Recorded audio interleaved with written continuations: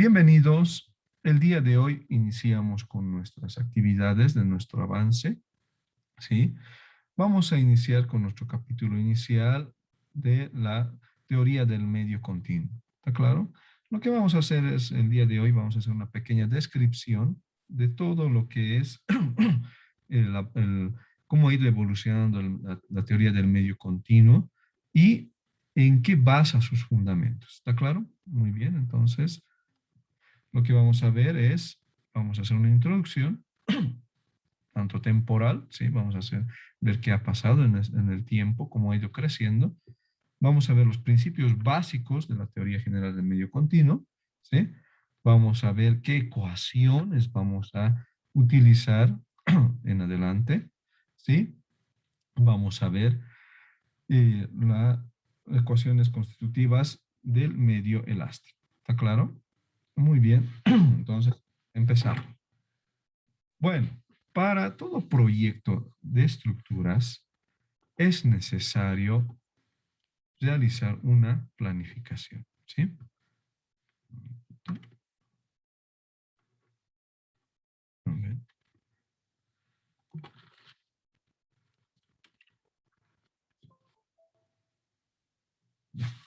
Hay que realizar una planificación, muy bien, ¿sí? Entonces, tengo un proyecto de construcción, puede ser un elemento estructural, ¿sí? Un momentito. Vamos, sin lápiz. Ya. Tenemos algún proyecto de planificación, algo grande puede ser, ¿sí? Tenemos, y para realizar este proyecto, primero voy a hacer el análisis estructural. Lo primero que voy a pedir, solicitar tal vez es un diseño arquitectónico, ¿sí? Y en base al diseño arquitectónico tengo que ver y planificar cómo lo voy a resolver, ¿sí? Entonces es lo que llamamos la estructuración, ¿no? Tengo que estructurarlo, poner dónde voy a poner vigas, hacer las losas, o si va a ser un proyecto especial, voy a usar alguna cáscara o voy a usar membranas y cables y demás, ¿no? Posterior a eso, hago el análisis estructural, ¿sí? Justamente es el trasfondo de nuestra materia. ¿Cómo voy a calcular el elemento viga, el elemento placa y demás, ¿no? Y una vez que realizo el análisis estructural, ¿qué obtengo con el análisis estructural? Sí, ustedes ya saben, lo que se obtiene es las solicitaciones, momentos, cortantes, normales. Y también voy a obtener los desplazamientos, ¿sí? Justamente para ver que entre en mis rangos de norma. Una vez que tengo todas mis solicitaciones, eh, mis deformaciones, desplazamientos, voy a hacer el diseño de la estructura, ¿sí? Voy a diseñar. Puedo usar acá ya elementos de metálicos, puedo usar elementos de madera, de hormigón, ¿sí? Ya. Y una vez que obtengo, si hago elementos de hormigón armado, voy a obtener la cantidad de barras, el tipo de refuerzo y demás. Con eso voy a hacer mi análisis de costos. También hago mi cronograma de actividades, ¿no? Y posterior a eso, con todo lo que conforma el proyecto, ya me voy a realizar la planificación y la posterior construcción, ¿sí? Vemos como claro ejemplo acá, por ejemplo, un elemento tipo cáscara, ¿sí? Es una chimenea de una central nuclear, donde como se analiza algunos elementos de este tipo de estructuras, ¿sí? Y, por ejemplo, tiene que estar sobre alguna base, entonces va a estar sobre un lecho elástico, ¿no? El suelo. Muy bien. Perfecto. La teoría general del medio continuo prácticamente es una nueva rama o es una rama de la ingeniería que ha englobado, ha agarrado muchas materias y lo que hace es trabaja de manera conjunta, ¿sí? Entonces, la mecánica del medio continuo tiene relación con muchas materias. Ejemplo, la geotecnia. Todo lo que es mecánica de suelos, ¿sí? Nosotros hemos llevado, ¿sí? Hasta el anterior semestre, fundaciones, ¿sí? todo lo que es mecánica de suelos, ¿sí? ¿Por qué? La teoría del medio continuo, la mecánica del medio continuo, agarra la estructura como un todo, no la agarra parte por parte, ¿sí? Tenemos el elemento, un edificio, ¿sí? Y analiza de manera completa, la analiza desde su comportamiento en el suelo hasta el comportamiento a cada carga, ¿sí? Asimismo, tiene una relación con la hidráulica. Si yo voy a diseñar algún tipo de tanque, algún tipo de elemento que va a resistir algún fluido, ¿sí? Voy a voy a estudiar al fluido, cómo se comporta ese elemento. Entonces, la mecánica del medio continuo agarra de manera general, global, ¿sí? Asimismo, necesito, si yo voy a agarrar la relación externa, lo que va a ser la geotecnia, voy a agarrar el comportamiento mismo puede ser de algunos elementos tipo fluido, necesito estudiar con qué elementos, cómo va a responder mi estructura. Entonces, justamente, sí o sí importante la resistencia de los materiales, ¿sí? Entonces, la resistencia de materiales, estudiando lo que es esfuerzos normal, momento, cortante, todo lo que he aprendido voy a recordar, ¿sí? En esta materia prácticamente estamos agarrando y estamos recordando, reuniendo todas estas ramas que he estudiado durante toda la carrera. Y actualmente, ¿no? El método de elementos finitos es el que uso para complementar. Pero, ojo, solo el método de elementos finitos no es un elemento estructural, ¿sí? El método de elementos finitos no es nada más que una matemática que me ayuda a resolver, o sea, es un método, como dice su nombre, que me ayuda a resolver ecuaciones diferenciales, nada más. Acá, en la mecánica del medio continuo, que ha ido evolucionando hace muchos años, acá en muchos textos acá ustedes van a ver, aquí en vez de método de elementos finitos, dice ecuaciones diferenciales o análisis diferencial, ¿sí? ¿Por qué? Porque todo lo que yo estructure en su entorno, en los elementos a resistir, en los elementos resistentes, todos tienen que unirse en una ecuación diferencial. Por ejemplo, cuando estemos avanzando eh, placas circulares, vamos a plantear que la placa circular va a estar sobre un lecho elástico, va a tener cargas, cualquier tipo de carga, y al final lo que vamos a obtener va a ser una ecuación diferencial de todo eso. Entonces, justamente el método de los elementos finitos actualmente resuelve esas ecuaciones diferenciales. Acá antiguamente usaba algunos métodos para resolver ecuaciones diferenciales, ¿no? Muy bien, entonces la mecánica del medio continuo lo que hace es reúne todo eso lo reúne, en sí va a trabajar con todo eso. Esa es la idea. ¿Cómo ha ido evolucionando? A ver, hagamos un resumen bien rapidito. La mecánica del medio continuo ha ido evolucionando desde hace muchos siglos, ¿no? Muchos miles de años.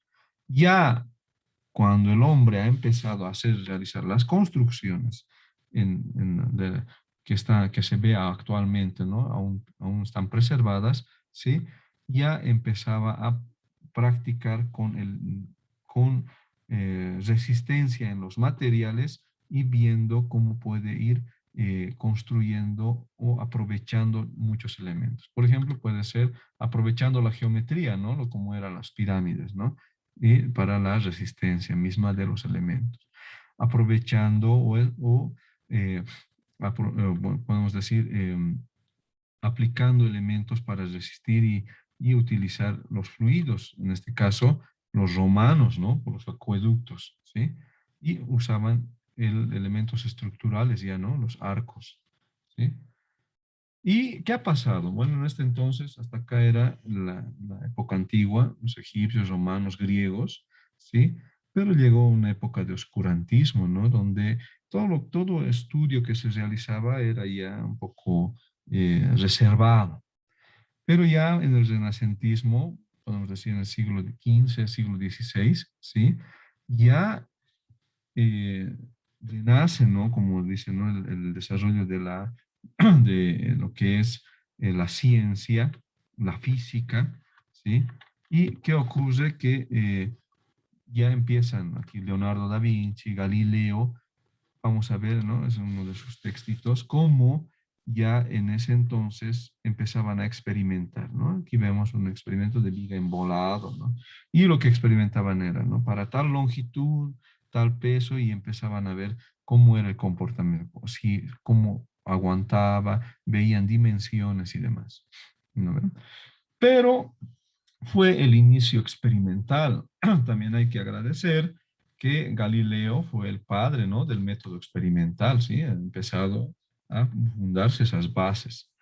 Posterior a justamente a esta parte del renacentismo, ya en el siglo XVII, ya empieza a trabajarse lo que nosotros en toda nuestra carrera hemos empezado a ver, lo que la ley, la teoría de elasticidad con Hooke, ¿sí? La ley de Hooke, ¿sí?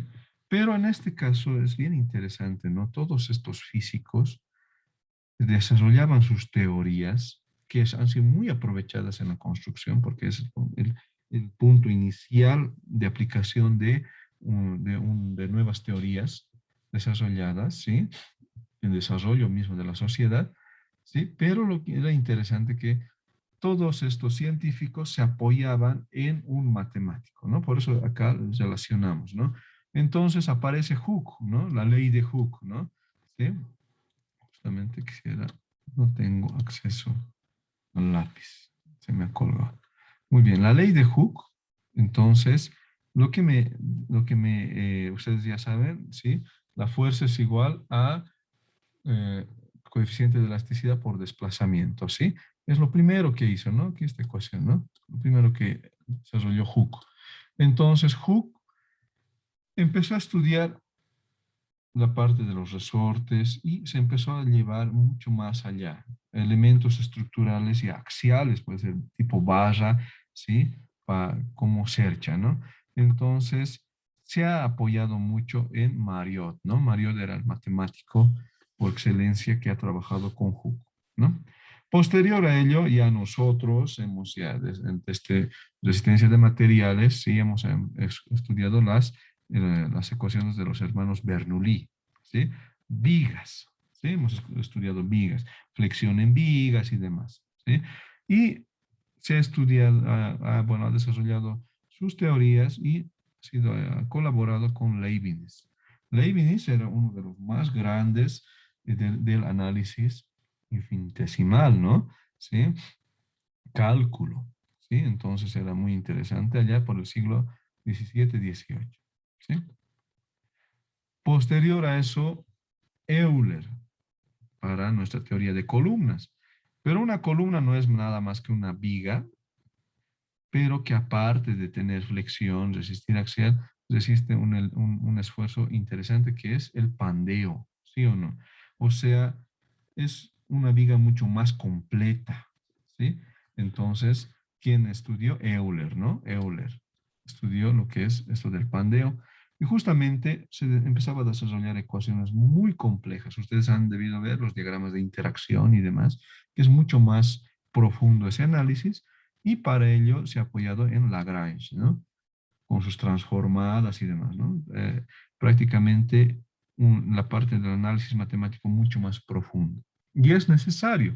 Pero hasta aquí solo se ha hecho elementos unidimensionales, ¿sí o no? ¿Sí?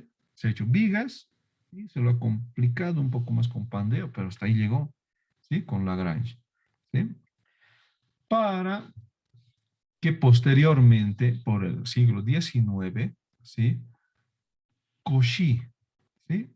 Cauchy hace el estudio o empieza a desarrollar los estudios de estos elementos que eran axiales y lo lleva a dos dimensiones. y posteriormente, como en este caso, 2 dimensiones, y posteriormente a 3 dimensiones, ¿sí? Entonces, ¿pero qué pasa? Ocurre que cuando estudio un elemento ya en ya más de una dimensión, a las 2 dimensiones o 3 dimensiones, empiezo a necesitar ya justamente el comportamiento, empiezo a necesitar otros conceptos adicionales. En este caso, se va a complementar con el, por ejemplo, lo que hay, el coeficiente de Poisson, ¿sí? Poisson. Justamente ambos, ¿no? Cauchy y Poisson empiezan a desarrollar el comportamiento y la teoría de elasticidad en 2 dimensiones y en 3 dimensiones. ¿Está claro? Vamos a explicar cómo es el coeficiente de Poisson, cómo es el comportamiento, ¿sí? ¿Sí? Pero, ¿qué es lo que ocurre en la historia? Cauchy ya lleva del análisis unidimensional al bidimensional, incluso tridimensional, como vemos en este caso, este análisis de tensiones en 3 dimensiones de un cuerpo. ¿Está claro? Y hasta acá nos hubiéramos quedado. Hasta acá es la teoría de elasticidad con la cual se ha desarrollado y se ha construido muchas de las grandes construcciones actuales, ¿sí? El Empire State, ¿sí? Y algunos edificios de gran importancia. Pero conforme ha ido desarrollando justamente la teoría, tanto ya en tridimensional, ya por el siglo XX, ¿sí? Posterior estas construcciones tan grandes que se han realizado, de gran importancia, se ha ido profundizando y viendo un análisis justamente en la ingeniería estructural, algo bien interesante. Y lo que ahora es de dominio común, ¿no? Les enseñan el LRFD, ¿no? En el estudio en la rotura, en la fractura. Entonces se ha estudiado la mecánica de fracturas justamente con Griffith, ¿sí? Este de acá, ¿no? Griffith. ¿Y qué estudia? Ha empezado a estudiar al límite, ¿sí? Y ha empezado a estudiar cómo un elemento ya empieza al límite, ya a perder resistencia y empieza a fracturarse. Y para ello necesitaba estudiar un estado tensorial, porque no solo se analizaba en las 3 dimensiones, entonces necesitamos mucho más. Entonces, para ello se ha estudiado, se ha apoyado en la matemática de Einstein, ¿no? Los tensores. Y es justamente que en esta materia, cuando estemos haciendo placas, ¿sí? Vamos a ver muchos operadores tensoriales, porque vamos a estudiar en 2 dimensiones, en placas, por ejemplo. Bueno, el análisis es en 3 dimensiones, porque en 2 dimensiones es la placa, pero se desplaza en la tercera dimensión. Y aparte de eso, tengo que estudiar muchos desplazamientos, rotaciones, giros y demás. Entonces, prácticamente mi respuesta entra ya no entra simplemente un análisis de poner X, Y, Z y ya, no, entra en un tensor, ¿sí? Un tensor de tensiones, de deformaciones. Entonces, es la necesidad justamente del análisis estructural que ha ido usando mucha de la matemática actual del momento. Perfecto. Entonces, continuamos. ¿Cuáles son los principios básicos con la cual se desarrolla la teoría de la mecánica del medio continuo? Vamos a decirlo. La mecánica analítica, lo que nosotros hemos aprendido hasta el anterior semestre, lo que era estructuras hiperestáticas 2, ¿sí? Simplemente era analizar la estática y en algún caso posterior a terminar estructuras hiperestáticas 2, el siguiente capítulo es dinámica estructural, ¿sí? Con análisis de masas, aceleraciones y amortiguación. Muy bien, ustedes seguramente esto se lo van a ver en un tema de posgrado, no se lo lleva en pregrado, pero es bien interesante aquellos que quieren hacer su tesis, tal vez con sismos o con vibraciones, puede ser vibraciones en estadios, ¿sí? Se analizan, ¿no? O vibraciones en puentes y demás. Y justamente para estudiar eso, tengo que estudiar lo que es dinámica. Muy bien. Nosotros, hasta estructuras hiperestáticas, todo lo que era estática, ¿no?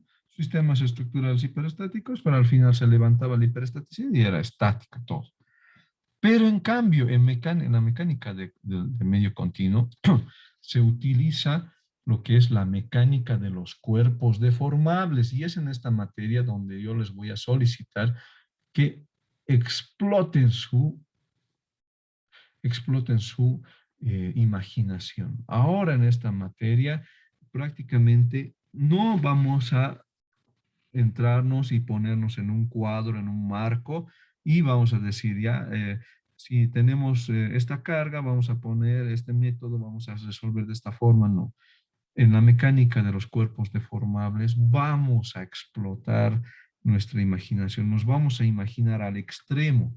Entonces, prácticamente, como habíamos comentado, entra la mecánica de los medios, de los fluidos, mecánica de sólidos, la mecánica de materiales, la mecánica de suelos, geotecnia, y la mecánica de fracturas en el caso de que se estudia el LDFD, ¿no? Entonces, para la mecánica de los cuerpos deformables, hay un concepto bien interesante. Esto, claro, lo vamos a retomar, lo vamos a profundizar conforme vayamos estudiando cada elemento, viga y demás, pero hay algo muy interesante. En la mecánica de los cuerpos deformables hay un concepto. O sea, para mí, un sólido puede ser una viga, vean ustedes, están en su casa, puede ser la losa que está sobre ustedes, o sobre la cual ustedes están parados, o la columna, o el muro mismo que ustedes pueden ver enfrente suyo, ¿sí? Es sólido, ¿no? Tóquenlo, se escucha duro, ¿no? Tóquenlo, yo por ejemplo, acá, duro, es un sólido. Pero en la mecánica de los cuerpos deformables no hay tal sólido. No, ese disque sólido no es nada más que un fluido. Es un fluido, imagínense, un fluido es un líquido, ¿no? Un líquido, o puede ser un gas, pero es un fluido, ¿no? Y ese sólido se lo bueno, en la mecánica de los cuerpos deformables no es nada más que un fluido, pero de alta viscosidad, muy alta viscosidad. Ah, ese sólido es como si fuera un líquido, pero muy, muy, muy, muy, muy, muy espeso. ¿Está claro? Así, muy viscoso. Muy bien, pero por el otro lado, un líquido, un fluido, agua. Ustedes tienen a su lado un vaso de agua, por ejemplo. ¿Sí? Agua para ustedes es un fluido, miren, líquido, fluye, se mueve todo lo que ustedes desean. Pero para la mecánica de los cuerpos deformables, esa agua puede ser considerada, ¿ves?, como un sólido, pero ese sólido que está sujeto a grandes deformaciones y esfuerzos, ¿sí? Lo puedes deformar de gran forma, ¿sí? Entonces, ¿dónde se forma la plasticidad? Bien interesante. Hay que pensar ahora en esta materia, el objetivo es pensar al extremo, ¿sí? Vamos a pensar en extremo. Perfecto. Los principios básicos en los cuales vamos a desarrollarnos va a ser, primero, ¿qué es continuo? Continuo significa algo que no tiene huecos, que no tiene interferencia, que no tiene eh, saltos. Ejemplo, el tiempo. El tiempo para nosotros pasa de manera continua, ¿sí? No hay un día que no exista y después salta a otro, no, es continuo.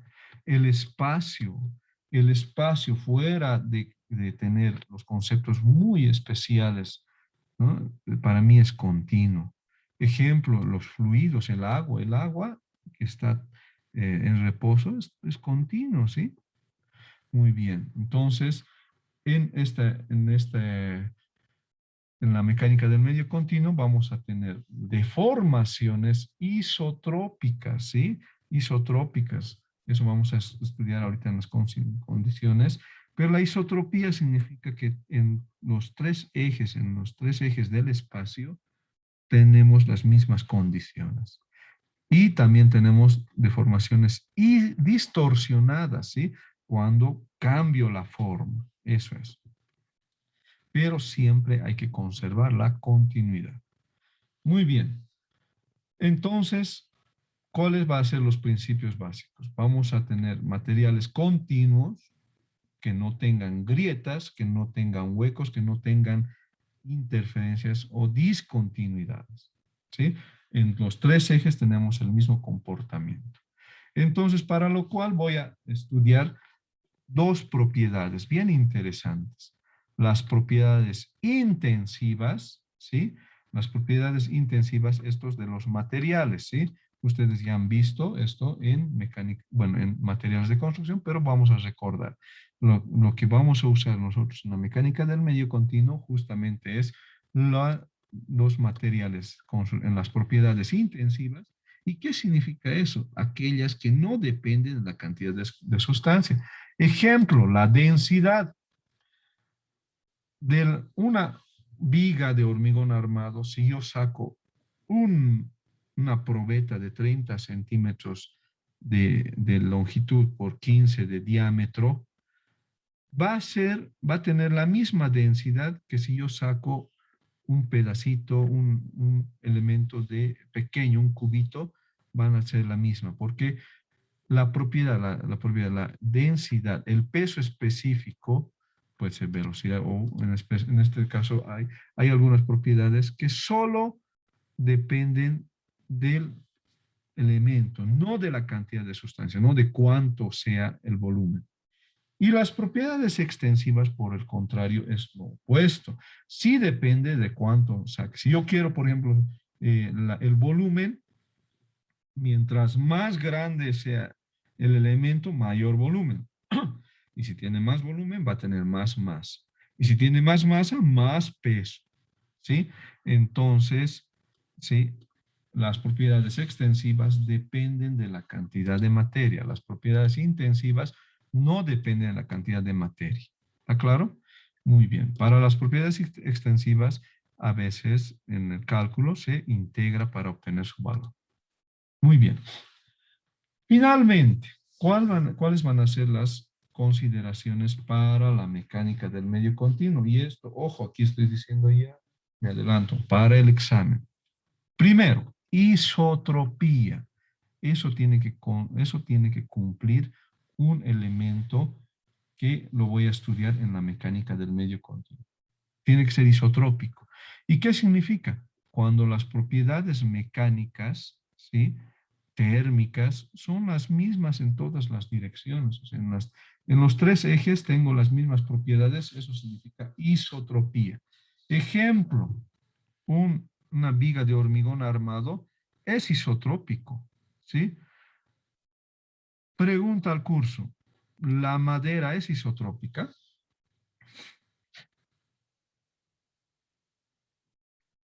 A ver, No, no, no, dije, no es isotrópico. ¿Por qué? Porque de acuerdo a la configuración propia de la madera, a las fibras y demás, la madera empieza a tener unas propiedades en algunas direcciones y en otras no.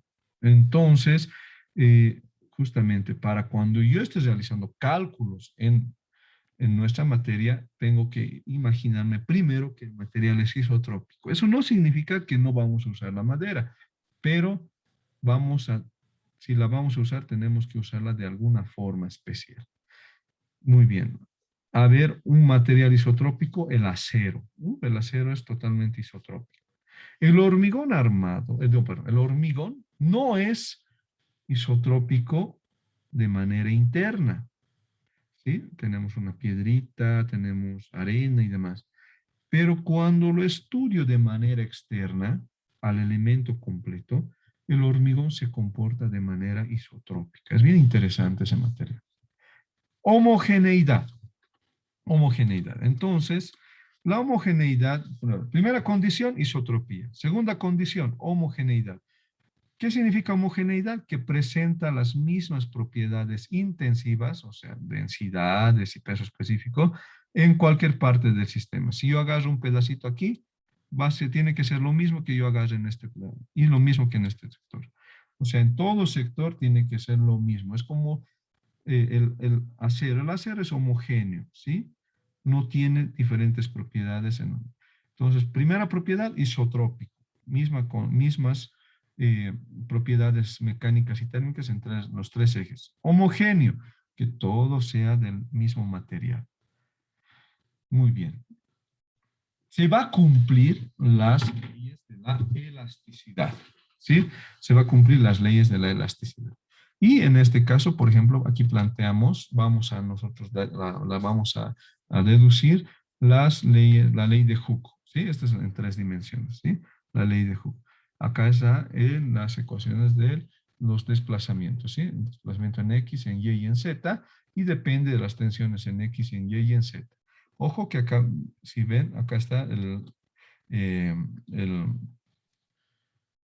coeficiente de elasticidad y el coeficiente de Poisson. También, asimismo, para Hooke hay las deformaciones transversales, ¿sí? ¿Sí? Y dependen de las tensiones transversales y el módulo de cizalla o módulo de corte, ¿sí? Muy bien, la ley de Hooke. Muy bien, estimados estudiantes, aquí quiero vamos a reforzar con lo siguiente. Se les ha dejado en la bibliografía un texto que es de Timoshenko, la teoría de elasticidad.